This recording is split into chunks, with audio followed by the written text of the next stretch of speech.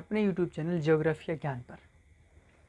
तो आज हम आप सभी लोगों को पढ़ाने वाले हैं पर्यावरण भूगोल से पारिस्थितिकी तंत्र के बारे में। चलिए शुरुआत करते हैं। सबसे पहले विषय जान लेते हैं कौन सा है हमारा।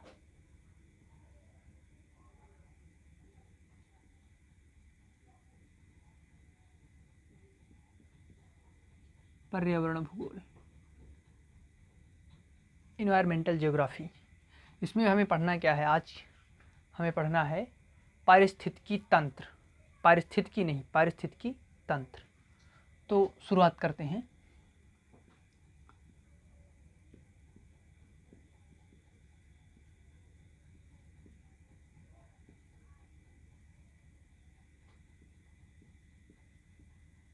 पारिस्थितिकी तंत्र शब्द का सर्वप्रथम प्रयोग ईजी टॉन्सले महोदय ने 1935 ईस्वी में किया था।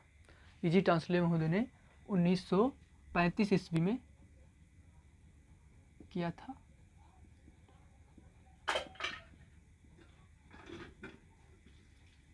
एजी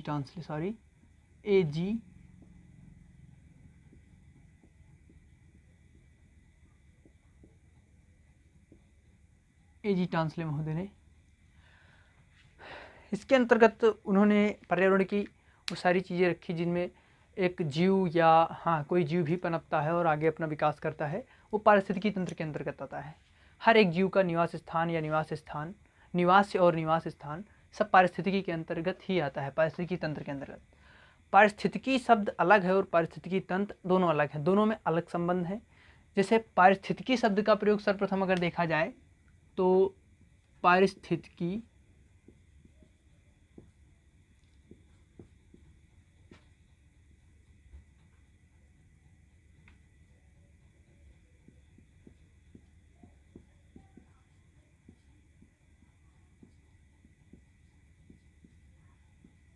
पारिस्थितिकी शब्द जो है उसका सर्वप्रथम प्रयोग जर्मन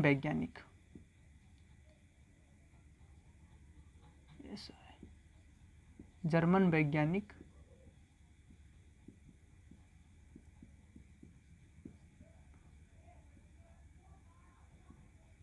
हाइकल ने किया था।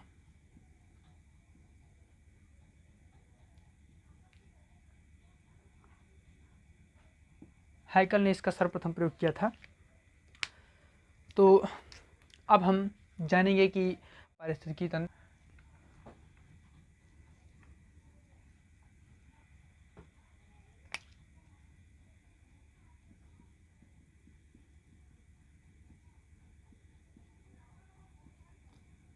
पारिस्थितिकी तंत्र, इकोसिस्टम। पारिस्थितिकी को इंग्लिश में इकोलॉजी कहते हैं और इसे इकोसिस्टम कहते हैं। तो इकोसिस्टम, इसे जानने के लिए हमें सबसे पहले इसके संगठकों को जानना जरूरी होगा। संगठक, इसके दो संगठक हैं मुख्यतः। इसके दो संगठक,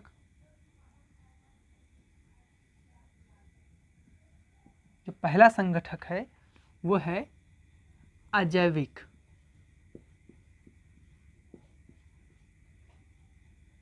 अजैविक या इसे भौतिक भी कहते हैं। भौतिक संगठक।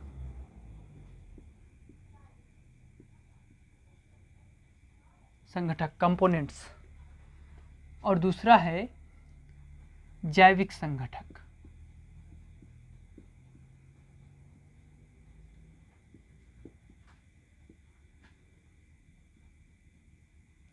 जैविक संगठक। अब इसके अंतर्गत कौन कौन सी चीज़ें आती हैं ये आपको जानना सबसे ज़रूरी है। जो अजैविक संगठक हैं उसके अंतर्गत देखा जाए तो सर्वप्रथम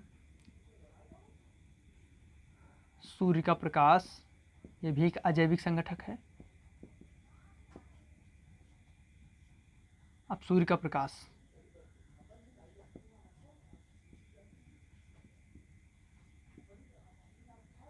प्रकाश, नंबर 1। दूसरे पे देखते हैं, आ जाता है हमारा मृदा।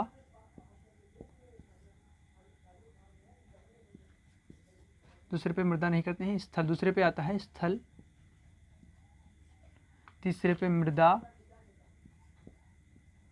फिर चौथे पे जल, पांचवें पे हवा,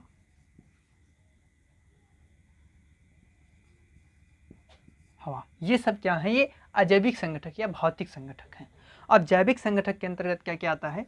तो जैविक संगठक के अंतर्गत समस्त जीवित प्राणी आते हैं जिनमें जान है। अब जैविक संगठकों को दो भागों में बांटा गया है।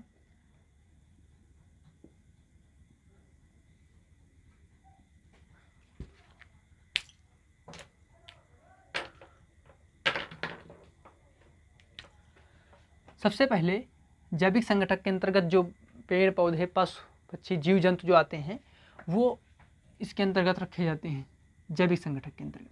हरे पेड़ पौधे भी इसी में रहते हैं क्योंकि वो जीवित हैं। तो सबसे पहले हम देखेंगे स्वपोषी।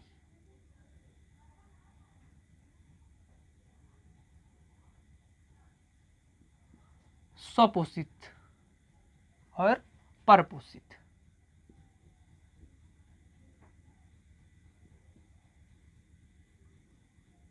परपोषित जो जैविक संगठक है इसमें स्वपोषित और परपोषित दो आते हैं इसके देखा जाए इस उपागम के अंतर्गत।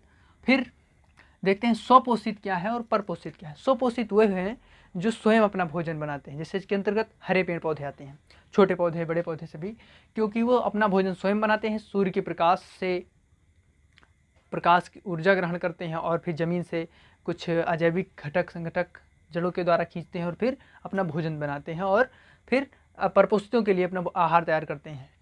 तो स्वपोषित के अंतर्गत कौन कौन से चीज़ आती हैं देख लेते हैं। स्वपोषित में हरे पेड़ पौधे,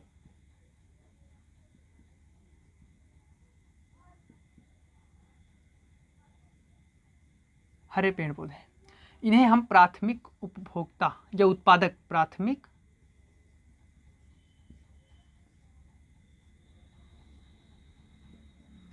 उत्पादक भी कहते हैं।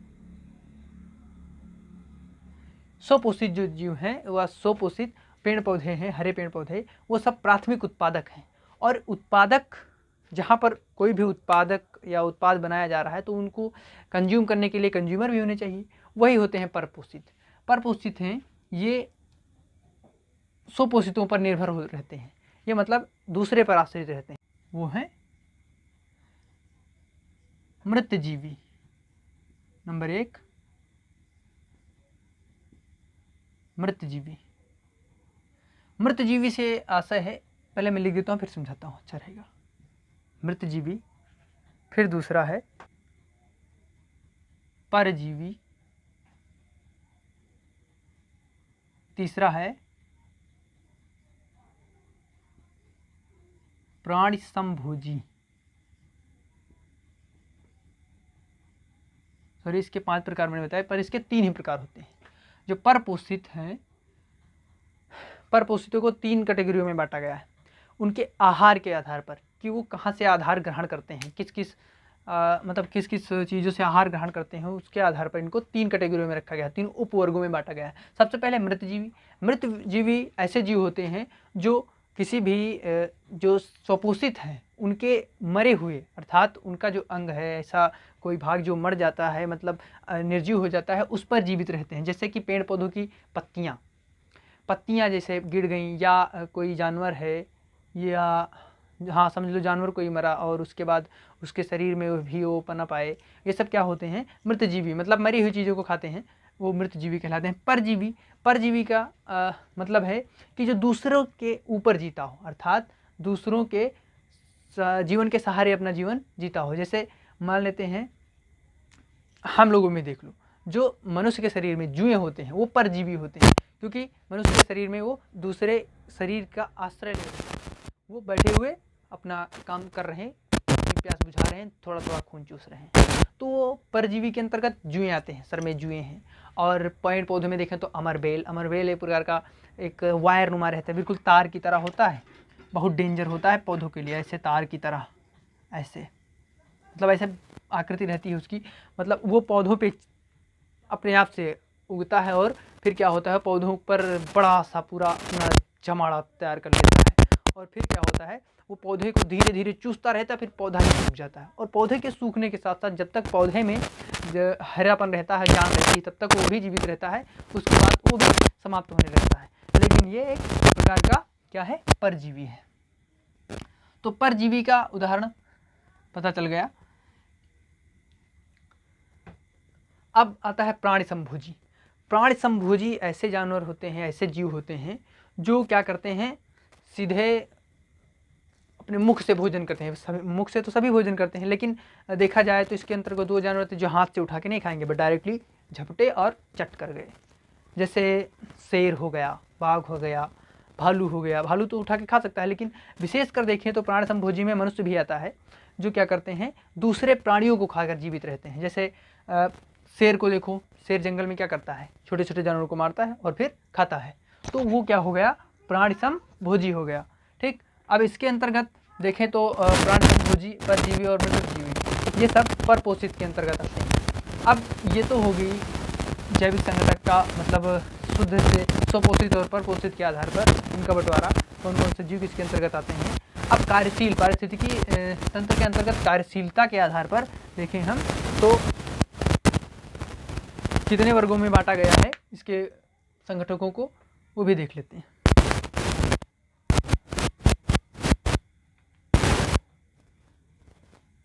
चलो इसी में लिख देते हैं, इसे क्यों मिटा दिया, ये भी काम में आएगा।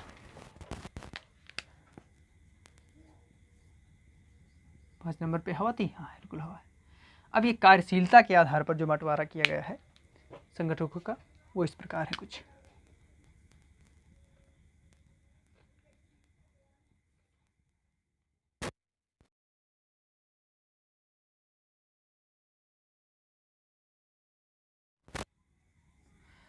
कार्यशीलता पारिस्थितिकी तंत्र के कार्यशीलता के आधार पर 5 भागों में बांटा गया है इसके संगठकों को। सबसे नंबर 1 पर है जो, वो यहाँ से लिखते हैं हम। नंबर 1 पे आता है अजैविक तत्व। कौन से तत्व आते हैं,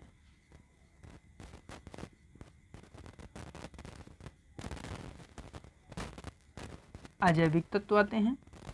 फिर नंबर 2 पर है मृत जैविक,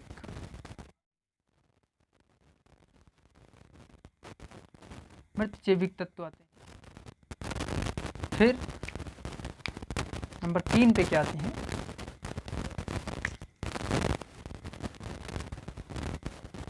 नंबर 3 पे उत्पादक। जैसे जो हरे पेड़ पौधे हैं वो उत्पादक की श्रेणी में आते हैं। फिर देखिए नंबर 4 पे अजैविक, मृत जैविक तत्व, उत्पादक। और नंबर 4 पे आते हैं हमारे उपभोक्ता,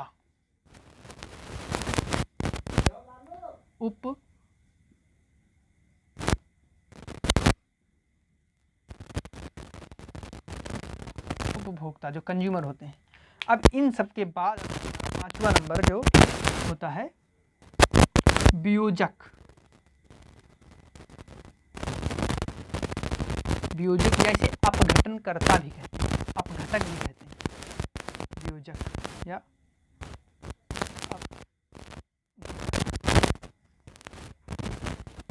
अब इन सब के कार्यों को जानना भी जरूरी है। सबसे पहले अजैविक तत्व आते हैं।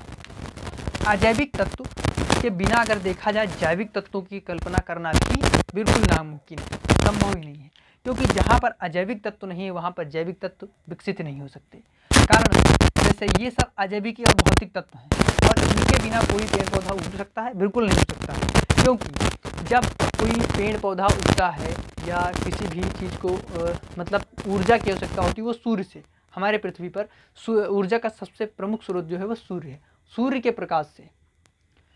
प्रकाश से पेड़ पौधे अपना भोजन बनाते हैं और फिर क्या करते हैं, भोजन वो कैसे बनाते हैं वो देखा जाए तो सूर्य के प्रकाश, अजैविक और जैविक के बीच की जो ये पेड़ पौधे होते हैं ये बीच के बिचौलिए माने जाते हैं।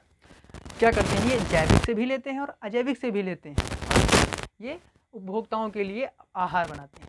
जैसे समझ लो बिचौलिए का मतलब है कि जो दोनों तरफ समझ ले, एक प्रकार से दलाल क्या करता है, वो इधर इस पार्टी से भी लेता है उस पार्टी से भी लेता है, फिर क्या करता है अपना फ़ायदा उठाता है। तो वही समझो ये फ़ायदा तो उठाते हैं लेकिन अपने लिए स्वयं नहीं उठाते हैं, ये क्या करते हैं दूसरों के लिए भोजन बन जाते हैं। पेड़ पौधे हैं ये फ़ायदा उठाते हैं किस प्रकार का, यहाँ सूर्य के अजैविक तत्वों से सूर्य के प्रकाश ग्रहण किया अपने पत्तों में, जैविक फिर अजैविक तत्व क्या किया, जड़ों से अजैविक तत्वों को खींचा, बहुत सारे अजैविक तत्व जैसे रसायन ये सब हो गया, उन सबको खींचने के बाद वो क्या करता है, अपना आहार बनाता है, भोजन बनाता है, और फिर भोजन बनाने के बाद परपोषितों का आहार खुद बन जाता है।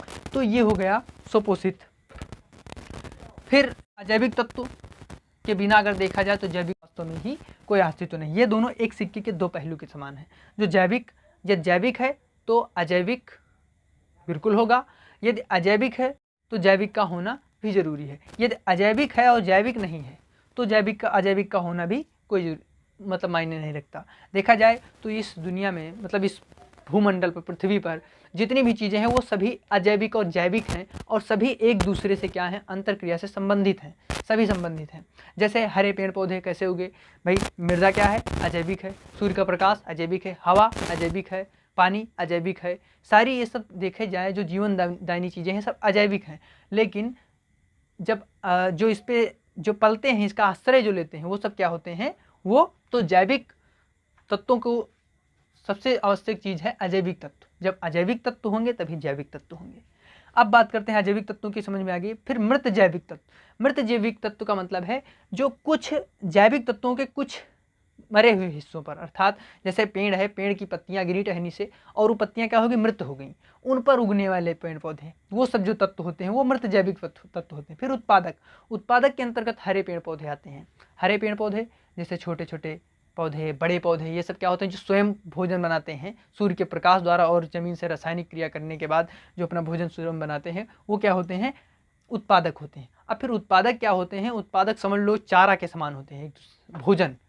अब उत्पादकों ने उत्पादन किया और अपनी ग्रोथ की, मतलब क्या किया, आसपास से वातावरण से विभिन्न प्रकार के रसायन और सूर्य के प्रकाश को ग्रहण किया और ये बड़े हो गए, फूले फाले को कस के, और क्या हुआ, उपभोक्ता जी आए और ख़त्म कर दिया, बिल्कुल चट कर दिया। उत्पादक लोग फिर से वही काम में जुट गए।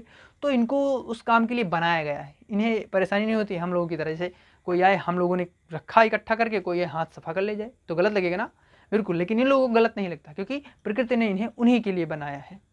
फिर है उपभोक्ता। तो उपभोक्ता तो हमेशा पता है, कंज्यूमर क्या करते हैं, बस खाते रहते हैं, देते नहीं है, खाते हैं। लेकिन ऐसा नहीं है कि पर्यावरण में इनका भी कोई रोल नहीं, इनका बहुत बड़ा रोल है। उपभोक्ता अगर ना हो तो पर्यावरण का संतुलन बिगड़ जाएगा। कारण उत्पादक बहुत ज़्यादा उत्पादन ही हो जाए और उपभोक्ता उसको खर्च करने वाला कोई ना हो तो उस उत्पादन का क्या लाभ, कोई लाभ नहीं होगा। जैसे मान लेते हैं आप किसी फैक्ट्री में गए और क्या किया, उस फैक्ट्री में बिस्किट बन रहा है, समझ लो बनता ही जा रहा है, बनता ही जा रहा है, कोई खाने वाला नहीं है तो क्या होगा, एक दिन वो सड़ जाएगा, खराब जाएगा, वो बनेगा ही नहीं, फिर क्या होगा, समाप्त हो जाएगा धीरे धीरे। उसी प्रकार से उत्पादक है।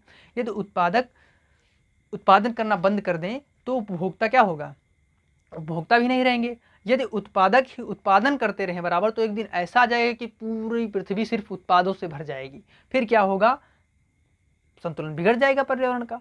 फिर तो क्या, इसलिए उपभोक्ताओं का होना बहुत आवश्यक है। उपभोक्ता जब उपभोग करेंगे किसी वस्तु को तो उसकी आवश्यकता बढ़ेगी, फिर ये उगेंगे, फिर उपभोग होगा, फिर उगेंगे, फिर इसी तरह से ये चक्र चलता रहता है बराबर। फिर आता है वियोजक या अपघटक। अब यहाँ अजैविक तत्वों से जैविक तत्वों ने ग्रहण किया, ठीक, फिर जैविक तत्वों ने मतलब भोजन का उत्पादन किया, आहार दूसरों के लिए बनाया, उपभोक्ताओं ने उसको खा पी के पचाया, फिर क्या हुआ, अब उनको पचाने के लिए जो है वो है वियोजक या अपघटक। क्या होते हैं जो वियोजक अपघटक हैं, तो जब ये उपभोक्ता खत्म होते हैं, जैसे मान लिया कोई शेर है या कोई, चलो शेर से ही उदाहरण अच्छा है, वो बूढ़ा हो चला, जर्जर अवस्था में, फिर मर गया। भाई शेर का कोई शिकार करने वाला मनुष्य हो सकता है सिर्फ, और कोई तो जानवर हो नहीं सकता है। बाय द वे मनुष्य को भी वियोजक या अपघटक कहते हैं, लेकिन पूरी तरह से ये अपवाद स्वरूप है क्योंकि मनुष्य भी विकसित होता है। तो ये उपभोक्ता जो है वो जब खत्म होता है तो क्या करते हैं, वियोजक कार्य अपना करना शुरू करते हैं। वियोजक क्या होते हैं, सूक्ष्म छोटे छोटे कीड़े होते हैं, जीव होते हैं, जो क्या करते हैं, जब कोई भी उपभोक्ता का अंत होता है तो उसके अंत वाले जैसे जो बचे हुए अवशेष को क्या करते हैं, वो मिट्टी में फिर से मिला देते हैं, वो जहाँ से आया वहीं पर फिर से उसे मिला देते हैं। इसलिए वियोजक का कार्य सबसे अहम होता है। ये क्या करते हैं, ये पारिस्थितिकी तंत्र को या उत्पादकों को फिर से पुनः निर्माण करने में सबसे सहायता करते हैं। जैसे क्या हुआ कि पेड़ से पत्ते गिरे, पत्तों को फिर से क्या किया, वियोजकों ने फिर उसे सड़ा गला दिया और सड़ा गला के फिर से वो मिट्टी में मिल गया। वो तत्व सारे जो भी पत्ते में थे वो मिट्टी में मिले, मिट्टी से जड़ों तक पहुँचे, जड़ों से पेड़ की शाखाओं तक, शाखाओं से पत्तों तक, फिर से पेड़ का विकास शुरू। फिर पेड़ को क्या किया, उपभोक्ताओं ने खाया और खाया, पचाया और ख़त्म किया, फिर निकाला। फिर निकालने के बाद किया, फिर यही क्रिया चलती रहती बराबर। इसी से हमारा पारिस्थितिकी संतुलन बना रहता है। और पर्यावरण संतुलन के लिए सबसे अहम बात है जैविक और अजैविक संगठनों का। ये दोनों संगठनों में से एक भी तत्व नहीं रहता है तो पर्यावरण का भी अस्तित्व डगमगा जाएगा। तो आज के लिए बस इतना ही। ये था पारिस्थितिकी के बारे में छोटा सा महत्वपूर्ण जानकारी भी थी। ठीक है, धन्यवाद।